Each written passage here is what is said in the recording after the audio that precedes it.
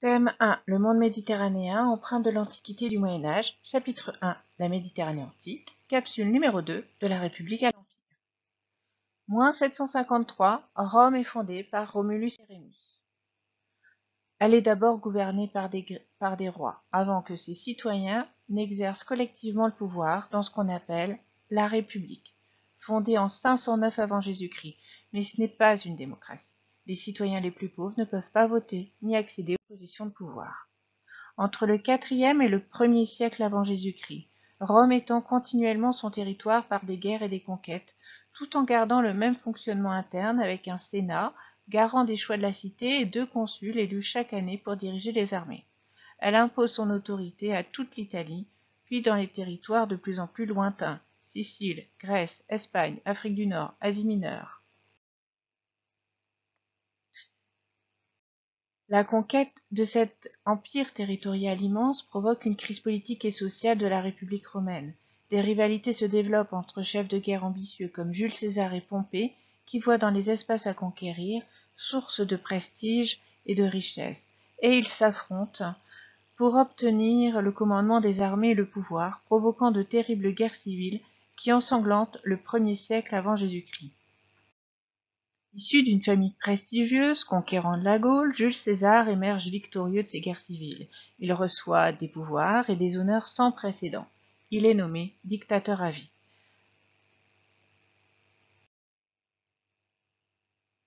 Mais cet excès de pouvoir inquiète certains sénateurs qui craignent de le voir devenir roi.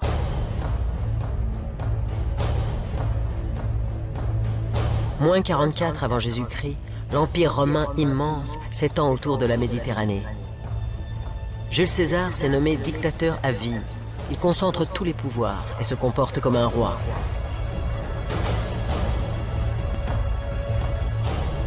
Ce nouveau régime déplaît à une grande partie des sénateurs attachés à la République.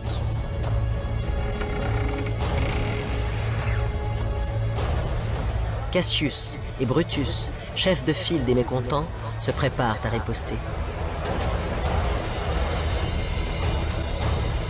Ce 15 mars, moins 44, Antoine, bras droit de César, l'accompagne à une réunion du Sénat.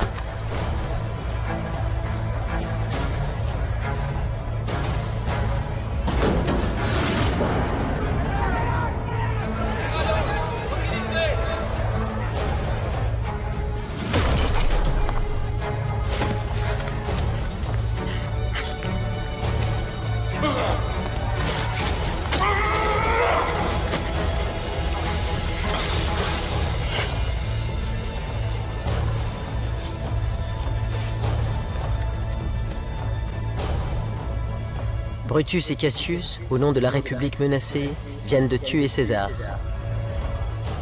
Antoine, numéro 2 de l'Empire, a toutes les raisons de craindre pour sa vie.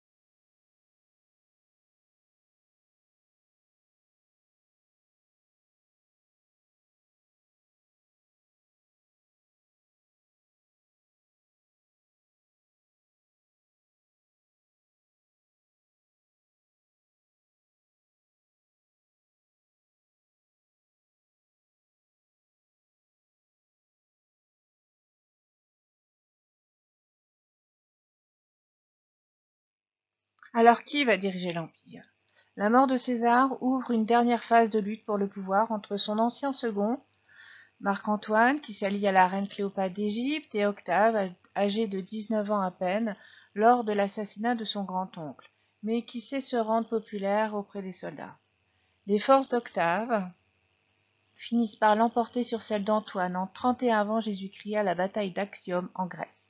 C'est une victoire déterminante. Octave devient le seul maître de la République romaine et de tous les territoires qu'elle contrôle autour de la Méditerranée, y compris l'Égypte, où Cléopâtre et Antoine se suicident l'année suivante.